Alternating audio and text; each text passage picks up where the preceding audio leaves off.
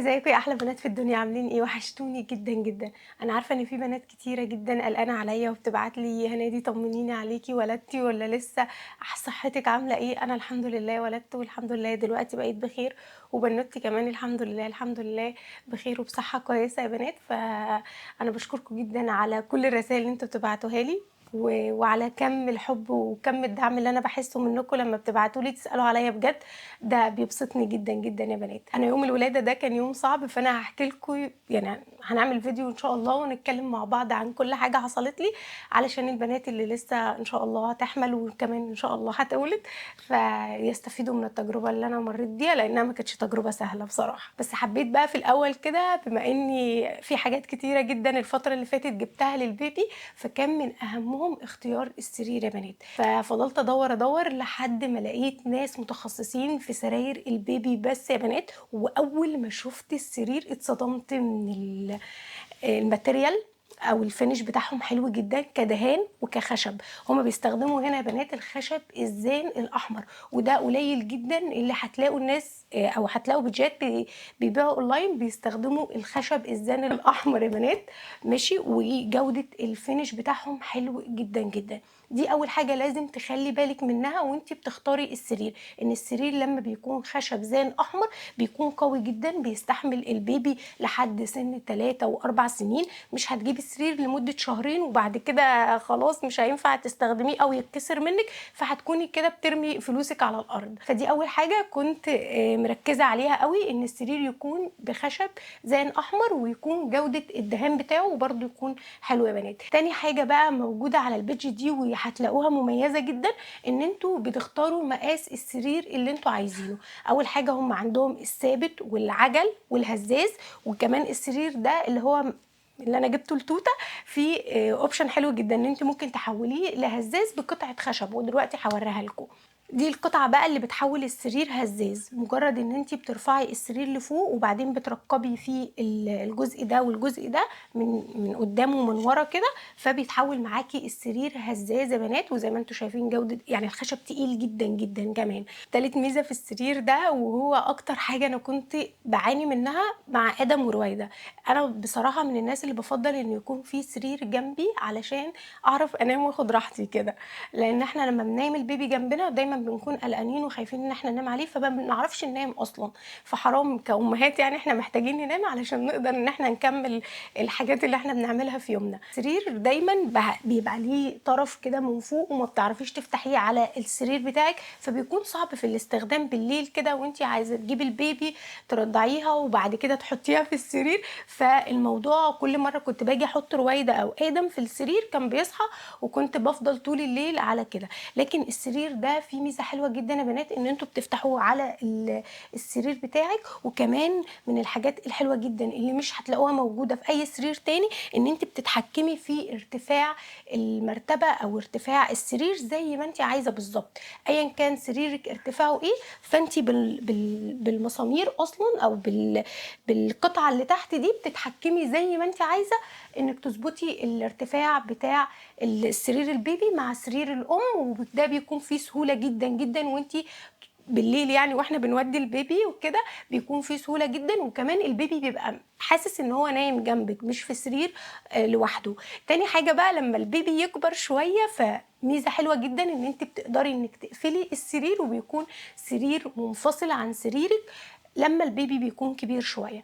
وتالت حاجه برضو ان السرير علشان ليه ارتفاعات بتتحكمي فيها، فكل ما البيبي يكبر كل ما هتتحكمي انك تنزلي المرتبه لتحت، وده هيديكي اوبشن ان انت هتخلي البيبي نايم لحد عمر 4 سنين و5 سنين، لان المقاس بتاعه حلو جدا. نيجي بقى للمقاسات يا بنات، يعني مش مقاس واحد عندهم، لا ده هم ناس متخصصين في سراير البيبي واوض الاطفال. فهتلاقي عندهم لو انت حتى عندك تصميم عايزه تنفذيه، فده اوبشن موجود عندهم، ان انت بتختاري التصميم اللي انت عايزاه وبيتعمل لك باحلى يعني باحلى جوده، يعني زي الصوره بالظبط اللي انت مختاراها.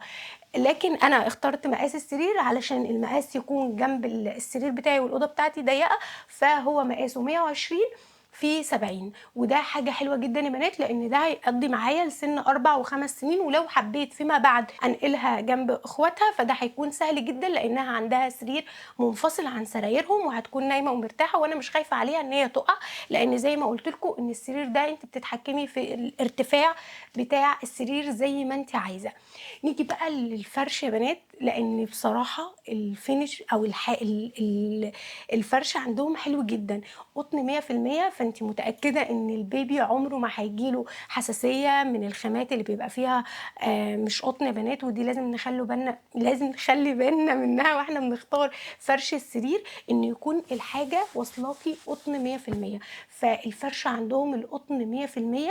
كمان كان لازم بقى أختار بصراحة وأنا بافرش السرير بتاع توتة هي الضفاير بتمنع البيبي لمّا يكبر شوية، يمكن دلوقتي ما لهاش استخدام أوي في أول شهرين، بس بعد تاني شهر على طول بتلاقي البيبي بيخبّط إيديه يمين وشمال، الضفاير مهمة جدًا يا بنات.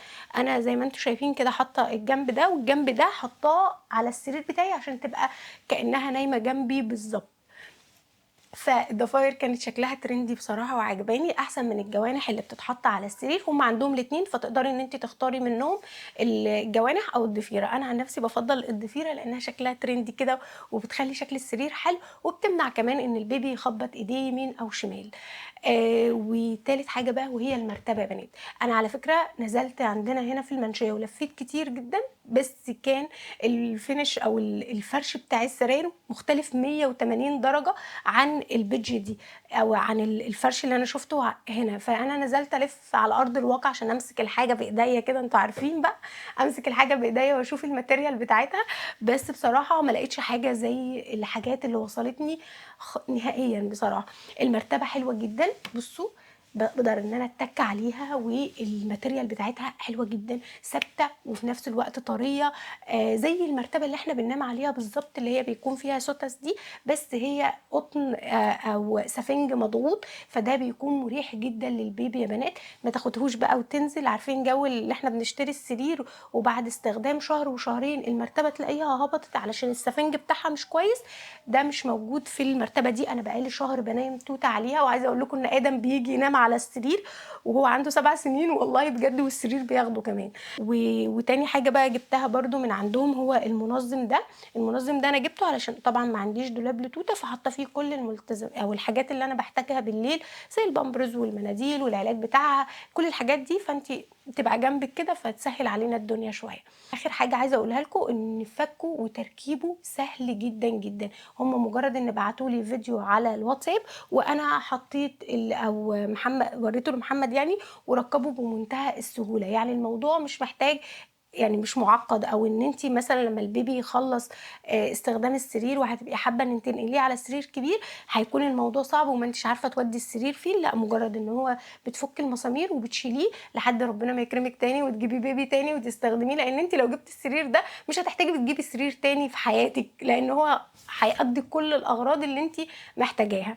من كتر ما السرير قوي يا بنات، أنا عايزة أقول لكم إن أنا شُفت ناس بتستخدمه ككنبة، يعني بعد استخدام البيبي ما يخلّص كسرير يعني، بيبدأوا إن هُم يستخدموا السرير ده بيضبّطوه كارتفاع الكنبة وبيقعدوا عليه. طبعًا بما إني لفّيت كتير على موضوع السرير ده، فده أكتر حاجة لقيتها السُمك بتاع الخشب زي ما أنتم شايفين كده عريض جدًا، فمدّي له قوة يا بنات. البيدج دي بصراحة أنا شخصيًا بارشّحها لأي حد عايز يجيب سرير للبيبي ينفعه فيما بعد ويكون سرير العُمر كده زي ما إحنا بنقول، اللي هو يعني أنا جِبته أول بيبي وهاستخدمه بقى للبيبي اللي بعده والبيبي اللي بعده، مش هاحتاج إن أنا أجيب سرير، فأنتِ كده كل جنيه دفعتيه في السرير فأنتِ مستفادة منه، وكمان أسعارهم مناسبة جدًا. ولمّا وصلني السرير بقى وكان عاجبني جدًا، جدًا، كلمتهم وشكرتهم طبعًا، وتاني حاجة قُلت لهم إن أنا عندي متابعين وهيحتاجوا عرض حلو جدًا منهم، فهُم قدّموا عرض حلو أوي يا بنات، إن السرير هيكون